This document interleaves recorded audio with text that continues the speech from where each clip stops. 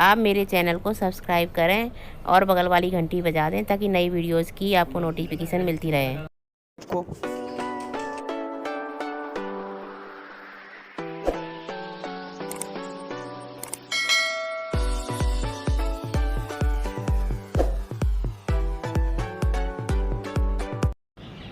Good morning students, मैं मीता जैन, मेरे channel में आपका स्वागत है। आज हम पढ़ेंगे NCERT syllabus class 4 Hindi chapter 3 किरमिच की गेंद। किरमिच की गेंद। सबसे पहले हम जानेंगे कि किरमिच क्या होता है। किरमिच एक कैनवास के कपड़े को कहते हैं। कैनवास मोटा और मजबूत कपड़ा होता है जिससे तंबू, जूते, बैग बनाए जाते हैं। गर्मी की छुट्टियां थीं। दोपहर के समय दिनेश घर में बैठा कोई कहानी पढ़ रहा था। तभी पेड़ के पत्तों को हिलाती हुई कोई वस्तु धम से घर के पीछे वाले बगीचे में गिरी। दिनेश आवाज़ से पहचान गया कि वह वस्तु क्या हो सकती है। वह एकदम से उठकर बरामदे की चिक सरकाकर बगीचे की ओर भागा। तो गर्मियों की छुट्टियां थीं और दिनेश कोई कहानी पढ़ रहा था। उसके घर के पीछे एक आंगन था। उस आंगन में पेड़ के पत्तों को हिलाती हुई कोई वस्तु धम से गिरी और जो आवाज़ हुई उससे उस दिनेश ने अंदाज़ा लगा लिया कि वस्तु क्या हो सकती है। वो एकदम से उठकर बरामदे की चिक सरकाकर बगीचे की ओर भागा। चिक किसे कहते हैं? चिक बांस की तीलियों से बना हुआ एक पर्दा होता है। ये सरकंडों से भी बनाया जाता है। तो चिक एक पर्दा होता है जो बांस की तीलियों से बना होता है। अरे अरे बेटा, कहाँ जा रहा है? बाहर लू चल रही है। दिनेश की माँ मशीन चलाते चलाते एकदम ज़ोर से बोली। उसकी माँ सिलाई मशीन पर सिलाई कर रही थी और उसने कहा कि बेटा कहाँ जा रहे हो? तुम लू चल रही है। परंतु दिनेश रुका नहीं। उसने पैरों में चप्पल भी नहीं पहनी। जून का महीना था। धरती तवे की तरह तप रही थी, पर दिनेश को पैरों की जलने की भी चिंता नहीं थी। वह जहाँ से आवाज़ आई थी उसी ओर भाग गया। बाहर लू चल रही थी क्योंकि जून का महीना था। धरती भी बिल्कुल तप रही थी। उसे अपने पैरों की जलने की चिंता ही नहीं थी। वह जहाँ से आवाज़ आई थी उसी ओर भाग चला। सामने की क्यारी में भिंडियों के ऊंचे ऊंचे पौधे थे। एक और सीताफल की घनी बेल बनी हुई थी। सीताफल शरीफा नामक फल को कहते हैं। आपने शाह शरीफा पढ़ा होगा और उसका चित्र भी देखा होगा। तो उसी फल को सीताफल कहते हैं। यह बहुत मीठा होता है। क्यारियों के चारों ओर हरे हरे केले के वृक्ष लहरा रहे थे। सामने तो क्यारियों में भिंडी के ऊंचे ऊंचे पौधे लगे हुए थे और सीताफल की बेल थी एक तरफ। क्यारियों के चारों ओर हरे हरे केले के वृक्ष लहरा रहे थे। दिनेश ने जल्दी जल्दी भिंडियों के पौधों को उलटना पुलटना आरंभ किया। जब वहाँ कुछ नहीं मिला तो उसने सारी सीताफल की बेल छान मारी। पहले तो उसने भिंडी के पौधों को उलट पुलट कर देखा, फिर सीताफल की बेल भी छान मारी। बराबर में ही घूस ने गड्ढे बना रखे थे। घूस ने गड्ढे बना रखे थे। घूस क्या होता है? घूस चूहे की प्रजाति का सबसे बड़ा चूहा होता है। और चूहा तो घरों में रहते हैं और घूस बिल बनाकर रहते हैं। तो घूस ने गड्ढे बना रखे थे यानी बिल बना रखे थे। ढूंढते ढूंढते जब उसकी निगाह उधर गई तो उसने देखा कि गड्ढे के ऊपर ही एक बिल्कुल नई चमचमाती किरमिच की गेंद पड़ी है। तो उसने जब गड्ढों में को देख रहा था तो उसकी एक जगह नज़र पड़ी तो गड्ढे के ऊपर एक तरफ नई चमचमाती किरमिच की गेंद पड़ी थी। दिनेश ने हाथ बढ़ाकर गेंद उठा ली। लगता था जैसे किसी ने उसे आज ही बाज़ार से ख़रीदा है। तो उसने वो गेंद उठा ली। उसे लगा कि आज ही बाज़ार से ख़रीदा है, वो एकदम नई है। उसने उसे उलट पुलट कर देखा परंतु कुछ भी समझ में नहीं आया। नज़र उठाकर उसने पास की 3 मंजिली इमारत की ओर देखा। हो सकता है किसी बच्चे ने इसे ऊपर से फेंका हो, परंतु उस इमारत के इस ओर खुलने वाले सभी दरवाजे और खिड़कियां बंद थे। छत की मुंडेर से लेकर नीचे तक तेज़ धूप चिलचिला रही थी। उसने चारों तरफ देखा, ऊपर देखा। उसने सामने बनी 3 मंजिली इमारत को देखा कि कहीं बच्चे ने ऊपर से फेंक दी हो, पर उस मंजिल के खिड़की दरवाजे सब बंद थे और उसे कोई नहीं दिखा कहीं पर भी। फिर कौन खरीद सकता है नई गेंद? दिनेश ने सुधीर, अनिल, अरविंद, आनंद, दीपक सभी के नाम मन मन में दोहराए। यदि गेंद खरीदी भी है तो इस दोपहरी में से नीचे कौन फेंकेगा? हो ना हो ये गेंद बाहर से ही आई है। सड़क पर बने गोल चक्कर के बगीचे की ओर देखा, परंतु वहाँ पर केवल 2-4 गायें ही दिखाई पड़ी जो पेड़ों के नीचे सुस्ता रही थीं। उसने सोचा, अपने सारे दोस्तों के नाम याद कर लिए कि उन्होंने तो गेंद नहीं खरीदी, पर सोचा दोपहर में से यहाँ कौन फेंकेगा। फिर उसने सोचा ज़रूर गेंद बाहर से आई होगी। बाहर जाकर देखा तो वहाँ गाय खड़ी हुई थी। उसे ध्यान आया कि जाने कितनी बार अपने मोहल्ले के बच्चों की गेंदें क्रिकेट खेलते हुए दूर चली गईं और फिर कभी नहीं मिली। एक बार तो ये गेंद एक चलते हुए ट्रक में भी जा पड़ी थी। तभी भीतर से माँ की आवाज़ आई, अरे दिनेश, तू सुनेगा नहीं, सब अपने अपने घरों में सो रहे हैं और तू धूप में घूम रहा है। तभी उसे भीतर से अपनी माँ की आवाज़ आई कि तू धूप में घूम रहा है, सुनेगा नहीं क्या, बाहर लू लग जाएगी। दिनेश गेंद को हाथ में लिए हुई भीतर आ गया। ठंडे फर्श पर बिछी चटाई पर वह लेट गया और सोचने लगा, भले ही ये गेंद मोहल्ले में से किसी की ना हो, परंतु ईमानदारी इसी में है कि एक बार सबसे पूछ लिया जाए।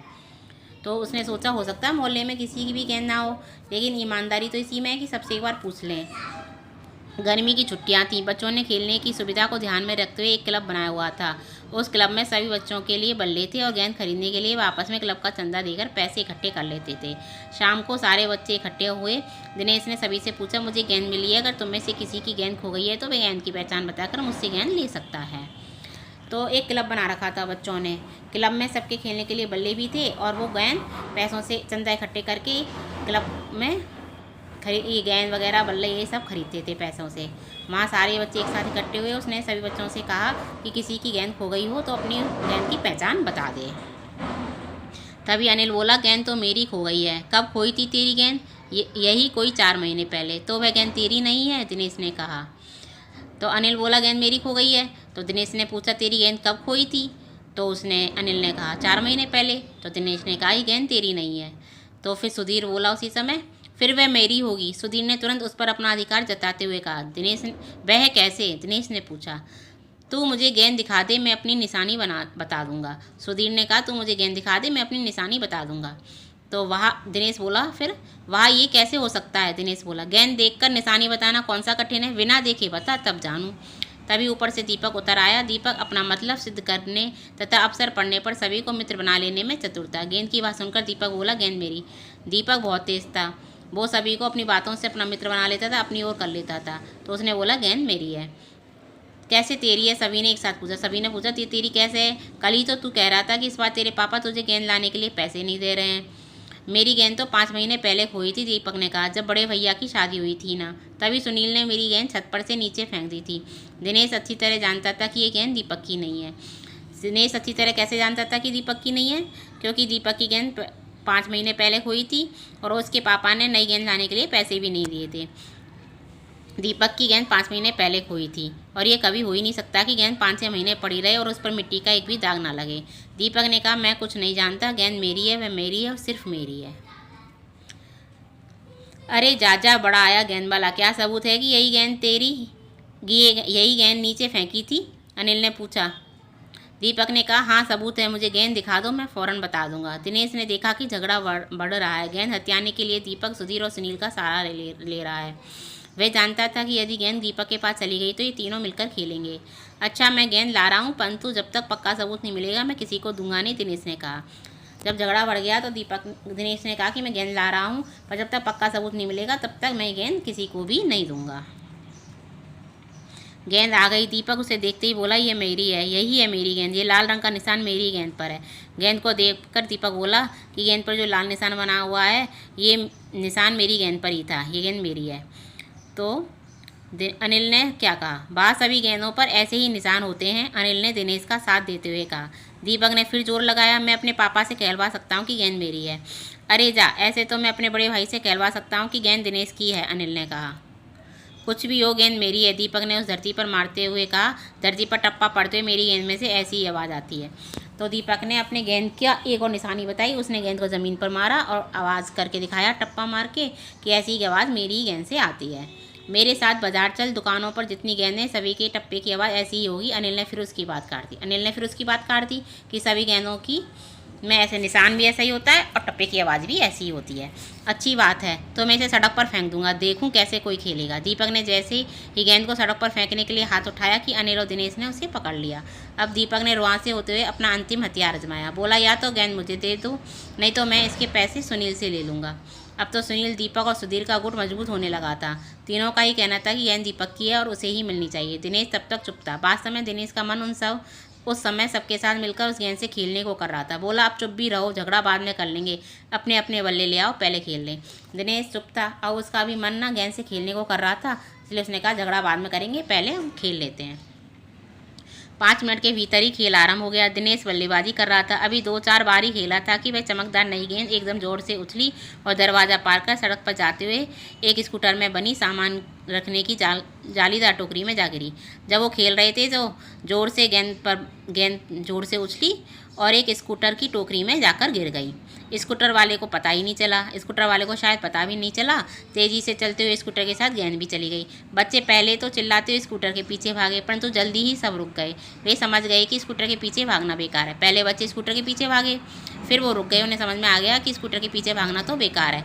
एक पल के लिए सभी ने एक दूसरे की ओर देखा और फिर सभी ठाका मारकर हंस पड़े। सभी ने एक दूसरे को देखा, फिर सभी ठाका मारकर हंस पड़े, क्योंकि पहले ये गेंद कहीं से आई थी, उस पर सभी लोग लड़ रहे थे। अब ये गेंद खेली तो फिर वो स्कूटर में चली गई, यानी उनके से दूर चली गई। वे सब हंसने लग गए। शांता कुमारी जैन ने ये कहानी लिखी है। अब ये चैप्टर पूरा हो गया। अब इसके क्वेश्चन आंसर हम अगली वीडियो में बताएंगे। उस वीडियो का लिंक मैं डिस्क्रिप्शन में डाल दूँगी। आपको मेरी वीडियो अच्छी लगी तो लाइक और शेयर करें। Thank you.